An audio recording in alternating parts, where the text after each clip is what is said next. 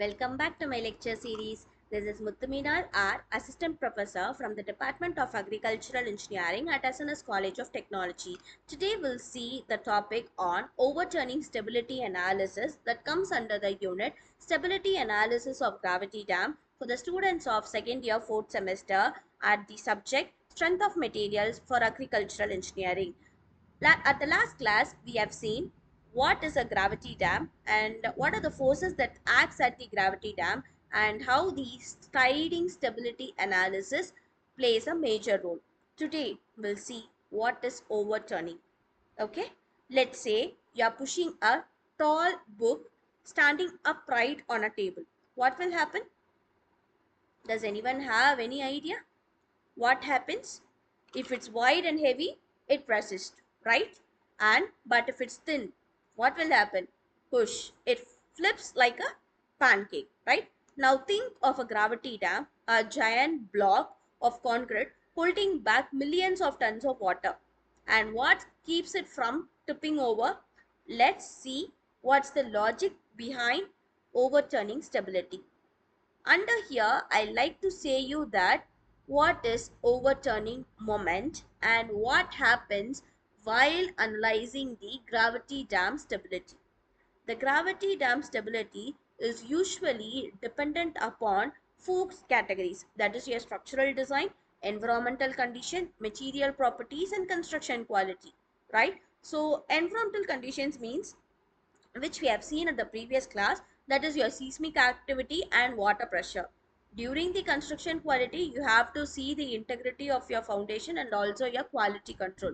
Similarly, structural design and material properties plays a major role under your self right. Am I right? So, and also we have seen what is sliding and what happens at calculating that kind of load and how that could be resisted. Today we'll see what is overturning or water pressure that creates a tipping moment. Overturning moment is nothing but a tipping moment, right? Water isn't just serene. That means it is persistent. As it piles up behind a dam, it presses against the wall with increasing hydrostatic pressure. This pressure acts horizontally and also it creates a turning momentum, trying to rotate the dam about its downstream toe. So this is what the overturning moment means, where the force is trying to overturn them, where the rotational force on the dam acts upon, where the rotational force of the reservoir acts upon at the body of the water behind the dam and also at the structure. So this is where the overturning moment plays a role. In order to calculate the overturning moment, the formula utilized for is water density into your gravity into your water height cube divided by 6, that is for per meter length of the dam. This is how the overturning moment can be calculated. So that means that the deeper the water, the greater the tipping force. So whenever the water is going downer and downer, what happens? The pressure gets increased. So the rotational force will also get increased. It's like trying to tip a bookshelf that's getting heavier and heavier from top to bottom. If I'm going to stack everything up and up and up, when it reaches a higher state, what will happen? It gets tilted upward, right? So this is the overturning moment. So what will happen if I'm trying to resist that moment? So that resisting moment will save the day by resisting the weight. Okay, this resisting moment will be calculated with the help of weight of the dam into the distance from the center of gravity to the toe. So these are the three stability dynamics that I have to know. That is my dam's weight, that is the mass of the structure and also the key force opposing that water pressure. Now enters the dam superpower.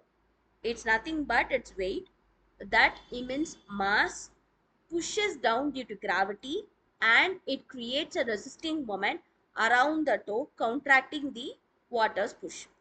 Okay, so just like in a tug of war, the dam leans back with all its weight and says, not today water, I'll be the king and you can go off. This is how the dam behave when there's going to be a rotational force. Okay, so As we all know that factor of safety also plays a major role at the overturning, similar to that of your sliding. At the previous lecture series, I have said that if the factor of safety is greater than 1.5, that means that the dam's resistance is adequate, ensuring its stability.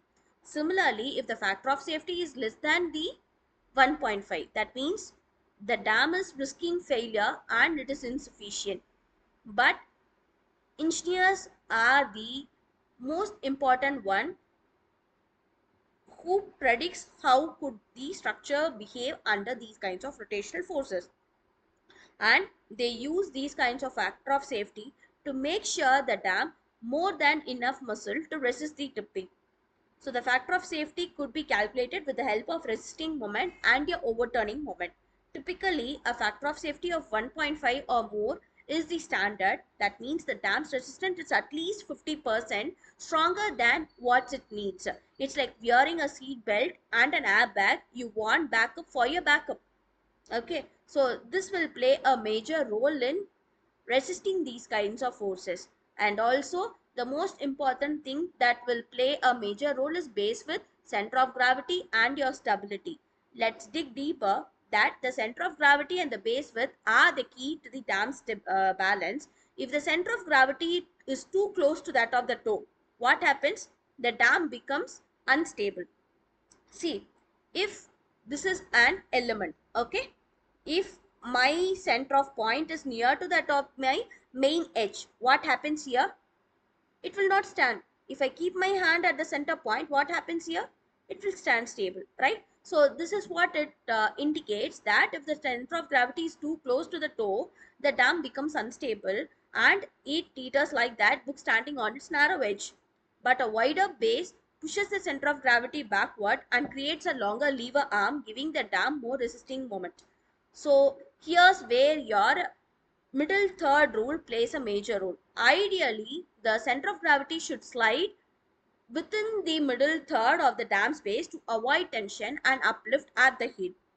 Okay, so this is how my gravity dam works, and it becomes triangular shape because wherever I'm going to calculate the stability of a center of gravity, what I'll think of one third of the height. So one third of the height, it means it's turning them into a triangular cross section. Ever noticed a triangular shape will have a lower center of gravity, reduces material near the top, and also maximize base with more resistance. So this is why always the gravity dams are triangular. It's a perfect combination because lean at the top, solid at the bottom, like a sumo wrestler in a yoga pose. Okay, so this is my concluding remarks, that water tries to tip the dam fights back with its own weight. Wider the base, smarter the shape, the safer the structure. Okay, see you at the next class. Thank you.